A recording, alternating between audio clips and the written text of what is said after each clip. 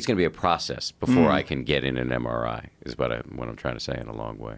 Well, if you have damaged shoulders, man, you kind of have to. I do. Do you know you don't? But you don't even know what's wrong with them. I think it's bursitis, but I need to get a diagnosis before I can figure out whether I got to get surgery or cortisone shot or whatever it is. Do you have full range of motion? Can you put your arms over your head? Yeah. Yeah? Yeah. You should try hanging.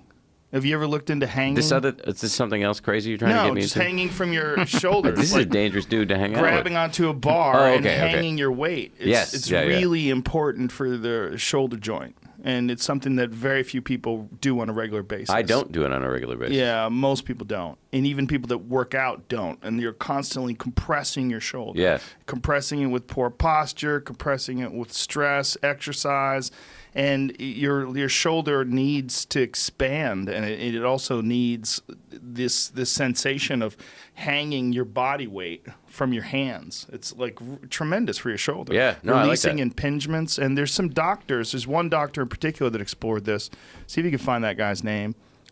Who stopped doing most shoulder surgeries and started putting people on hanging therapy, where he just tells them, at the beginning, just have a bar that's not quite above your head so that you could just sort of relax your knees. And, if you can't carry all of your weight in your hands, just carry a good percentage of your weight in your hands and try to relax your shoulders.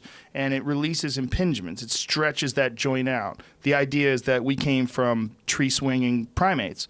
And that as tree-swinging primates, we're constantly doing that. And that's what the shoulder joint is meant to do. It's meant to articulate in that way, where you grab something, swing, and then not having this full range of motion and not using it on a regular basis. Here's this guy's book.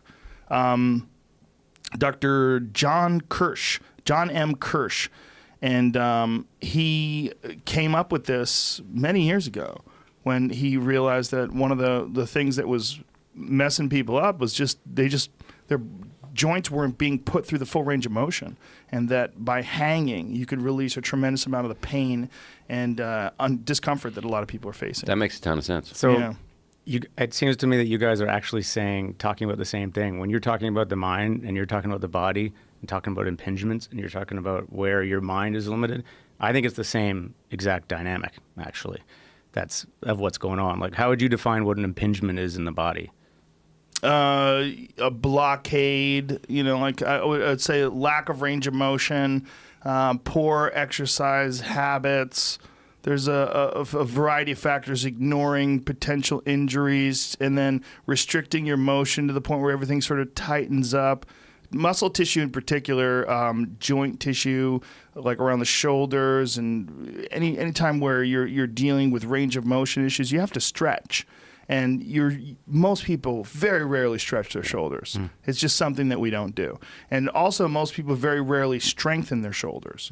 And I think it's a very complex joint. I mean, you look at the way that your shoulders articulate. There's not anything in your body that can do this sort of things and the range of motion that your shoulders exhibit while carrying weight. So you think about all the different things, carrying your kid, picking up a briefcase. You're doing a lot of weird motions with your shoulders, and occasionally you develop little tears. Those tears, they start out superficial, they get larger, you injure them more, you're playing, you don't warm up, something pops, you ignore it, it hurts you for years.